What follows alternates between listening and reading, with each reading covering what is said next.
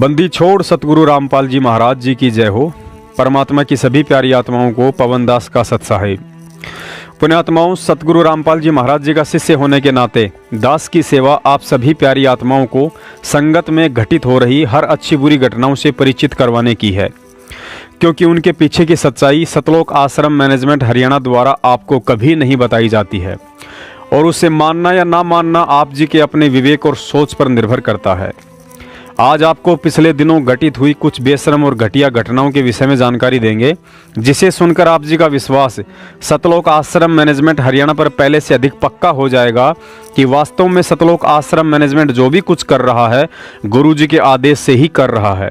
ये बात अलग है कि मैनेजमेंट का गुरु संत रामपाल जी महाराज नहीं बल्कि उनका छोटा भाई महेंद्र है, जो वर्तमान में काल भगवान की तरह गुप्त रहकर अपने षड्यंत्र को अंजाम दे रहा है। गुप्त इसलिए है क्योंकि महेंद्र बरवाला कांड का मुख्य दोषी है, लेकिन साथ ही हरियाणा पुलिस में डीजी की गाड़ी चलाता था, जिसके चलते प्रशासन में अच्छी खासी जान पहचान थी। और यही कारण था कि बरवाला कांड में जिस 18 नवंबर की रात को आश्रम से चिड़ी का बच्चा भी बाहर नहीं निकल सकता था, उसी रात को महेंद्र भाई साहब 40,000 पुलिस वालों के सामने से कैसे निकल गए, इस बात का आप आसानी से आंकलन कर सकते हैं। और आज देशद्रोह के मुकदमे में भगोड़ा घोषित होने के बावजूद भी 5 साल से खुलेआम सांड की तरह घूम रहा है, क्योंकि संगत उसे जो मोटा पैसा दान का दे रही है, यकीनन उसका एक हिस्सा प्रशासन में उन लोगों को भी जाता है जिनकी मेहरबानी से महेंद्र कानूनी शिकंजे से बचा हुआ है। कुछ भगत भाई सवाल करते हैं कि पवन भगत जी, यदि महेंद्र भगत है तो सामने क्यों नहीं आता है। मैंने कहा भाई, गुरुजी से प्रार्थना करूंगा, यदि उनकी मौज हुई और दास को बता देंगे तो आपको जरूर बताऊंगा। दास ने पिछले दिनों गुरुजी से अपने घर पर ही प्रार्थना की और भक्तों की शंका बताई कि गुरुदेव, कुछ भगत भाई पूछते हैं कि महेंद्र भगोड़ा गुप्त क्यों है, सामने क्यों नहीं आता है। तो गुरुजी ने महेंद्र के गुप्त रहने के विषय में काल का उदाहरण देकर कहा, जो भगवान, जो पिता, जो व्यक्ति समाज के सामने नहीं आ रहा तो उत्तम कैसे हो गया। तो कोई दोषी है, कोई अपराधी है, मुंह दिखाता कोई नहीं, किसी ने छुपा फिरा है कि नो क्या करे समझदार व्यक्ति को गलती बन जा तो भाई मैं तो मुंह दिखाने योग्य नहीं रहा, मैं कैसे शकल दिखाऊं। तो ये छुप रहा है, इसने से जुल्म कर रहा है, हमारे को मार है, काट है, हाहाकार मच रहा है यहाँ पर। वो कैसे आओ सामने, इसका सिर फोड़ दे रहा है। एक बात जाए तो बताओ, मैं हो भगवान, तो ऐसा भगवान होया करे, ऐसा जुल्म कर रहा तू। पुण्यात्माओं, आपने थूक कर चाटने वाली कहावत तो सुनी ही होगी। आज उस कहावत को सतलोक आश्रम मैनेजमेंट हरियाणा ने पुनर्जीवित कर दिया है। जैसा कि आप सभी जानते हैं, कुछ महीने पहले लोकसभा चुनाव में सतलोक आश्रम मैनेजमेंट हरियाणा ने हिसार जेल में बंद सतगुरु रामपाल जी महाराज जी का आदेश बताकर हजारों की संख्या में भोले भक्तों से बीजेपी सरकार का विरोध और कांग्रेस सरकार के पक्ष में वोट डलवाए थे, अर्थात बीजेपी सरकार पर थूक दिया था। लेकिन अभी 10 दिन पहले हरियाणा में विधानसभा चुनाव हुए और अब की बार इसी सतलोक आश्रम मैनेजमेंट हरियाणा ने उसी परम संत का आदेश बताकर बीजेपी के विरोध में नहीं बल्कि उसके पक्ष में वोट डलवाकर अपना थूक वापस चाट लिया। देखिए यह पीला पर्चा जिस पर लिखा हुआ है कि गुरुजी के आदेश अनुसार हरियाणा में बीजेपी को वोट डालने थे, लेकिन कुछ भक्तों ने बीजेपी को वोट नहीं डाले हैं, अतः गुरुजी के आदेश अनुसार अब उनका नाम शुद्ध नहीं होगा। मतलब सतगुरु रामपाल जी महाराज जी की आड़ में पढ़ी लिखी मूर्ख संगत की जमकर ऐसी की तैसी की जा रही है, और होनी भी चाहिए, क्योंकि 70% संगत है भी इसी के लायक। घटना नंबर 2, हाल ही 31 अक्टूबर 2019 को सतलोक आश्रम मैनेजमेंट की तरफ से एक और पीला पर्चा आया है, जिसमें संत रामपाल जी महाराज जी की तरफ से आदेश बताकर लिखा गया है कि 18 नवंबर को जो काला दिवस अर्थात ब्लैक डे मनाया जाता है, अब इसे सदा सदा के लिए बंद किया जाता है। मैं नहीं चाहता कि आने वाली अपनी पीढ़ियों को यह दर्द मिले, उनका दिल दुखी हो। मैं ये दुख उनके लिए छोड़ना उचित नहीं मानता। इस दुख को हम अपने तक ही सीमित रखेंगे। आने वाली पीढ़ियों को केवल सुखी देखना चाहता हूँ, इसलिए इस काले दिवस को मनाना बंद करता हूँ। 18 नवंबर 2019 को भी नहीं मनाना है।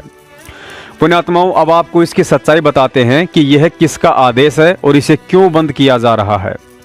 18 नवंबर 2014 बरवाला कांड के बाद हर साल 18 नवंबर के दिन सतलोक आश्रम मैनेजमेंट हरियाणा ने हरियाणा की बीजेपी सरकार को अपना सबसे बड़ा दुश्मन समझ लिया था और ईर्ष्यावश बीजेपी सरकार को आगामी चुनाव में हराने के लिए उसका कड़ा विरोध करना और भोली संगत से करवाना शुरू कर दिया था। जिसके लिए 18 नवंबर का दिन तय किया गया ताकि 18 नवंबर की आड़ में भोली संगत की भीड़ का जमकर फायदा उठाया जा सके। उसके लिए संगत को एक हाजिरी का भी लालच दे दिया गया कि जो भी भगत ब्लैक डे में हिस्सा लेगा उसकी एक हाजिरी मानी जाएगी। संगत तो बेचारी बंदर की तरह है जो चनू की तरह झूठी हाजिरी के लालच में मैनेजमेंट के हांडे में अपना हाथ फंसा बैठी। सतसेवक पिछले 4 साल से इस ब्लैक डे का खुलेआम विरोध करते आ रहे हैं और ट्रू वीडियो चैनल पर कई वीडियो भी बनाकर डाले कि भगत भाई बहनों, संत रामपाल जी महाराज जी कोई विपक्षी दल के राजनेता नहीं बल्कि परमेश्वर हैं। उन्होंने ना ही तो कभी ये काले पीले दिवस मनाए हैं और ना ही किसी को ऐसा कोई दिवस मनाने का आदेश दिया है। संगत ने भी काफ़ी जागरूकता दिखाई और धीरे धीरे इनके मनवश ज्ञान विरुद्ध कार्यक्रमों में जाना बंद कर दिया। और दूसरी तरफ जिस बीजेपी सरकार को हराने के लिए सतलोक आश्रम मैनेजमेंट हरियाणा ने लाखों भक्तों की भीड़ के साथ एड़ी से चोटी तक का जोर लगा दिया था, लेकिन जब उनका एक बाल तक भी नहीं हिला पाए तो अंत में बेचारे सतलोक आश्रम मैनेजमेंट ने उसी हरियाणा की बीजेपी सरकार के आगे घुटने टेक दिए, जिसके विषय में ऊपर आप पीला पर्चा देख ही चुके हैं, जिसमें लिखा है कि गुरुजी ने बीजेपी को वोट डालने का आदेश दिया था लेकिन कुछ भक्तों ने वोट नहीं डाले, अतः अब उनका नाम शुद्ध नहीं होगा। पुण्यात्माओं, गौर करना, इस पीले पर्चे की 4 लाइनों में इन भाई लोगों ने गुरुजी की तरफ से काफ़ी ज्ञान विरुद्ध लिखा हुआ दर्शाया है, जिसका विश्लेषण करने लगेंगे तो काफ़ी समय बर्बाद हो जाएगा। अतः आप जी स्वयं इसे पढ़िए और विचार कीजिए, क्या यह भाषा उस परम संत की हो सकती है जिसे आप अपना पिता कहते हैं। पुण्यात्माओं, सत्सेवकों के प्रयास से अभी तो इन गुरु गद्दारों ने केवल काला दिवस ही मनाना बंद किया है, धीरे धीरे कबीर प्रगट दिवस मनाना भी बंद कर देंगे, क्योंकि जागरूक संगत ने पिछले 2 साल से इन्हें ज्योति पाठ और दान के नाम पर ठेंगा दिखाकर आर्थिक रूप से इनकी कमर टेढ़ी कर दी है। तभी तो इन्होंने आलू टमाटर की तरह सारनाम को बेचकर फिर उन भोले भक्तों से पाठ प्रकाश के नाम पर 15,000 रुपये ऐंठने की घटिया प्लानिंग शुरू की है, लेकिन वो भी इतनी सफल नहीं हो पाई जैसा कि इन्होंने सोचा था, क्योंकि पिछले 4 साल से ट्रू वीडियो चैनल पर सच्चाई देखकर जागरूक भक्तों ने गुरुजी की अनुपस्थिति में सारनाम लेने में कोई दिलचस्पी नहीं दिखाई और कहा कि सतलोक आश्रम मैनेजमेंट हरियाणा केवल भक्तों को गाली और लठ देने का ही अधिकारी है, सारनाम देने का नहीं। सत्सेवकों को छोड़कर उन सभी पढ़े लिखे और अनपढ़ भक्तों से दास की प्रार्थना है जो तत्व ज्ञान लेकर भी सतलोक आश्रम मैनेजमेंट के फर्जी आदेशों के 2.5 मन का बोरा ढोकर गधे की भूमिका निभा रहे हैं। आप अपने जीवन का बस एक ही लक्ष्य बना लो कि जब तक जीवित हैं तब तक खुद की ऐसी की तैसी और गुरुजी की देश दुनिया में बदनामी करवाते ही रहेंगे।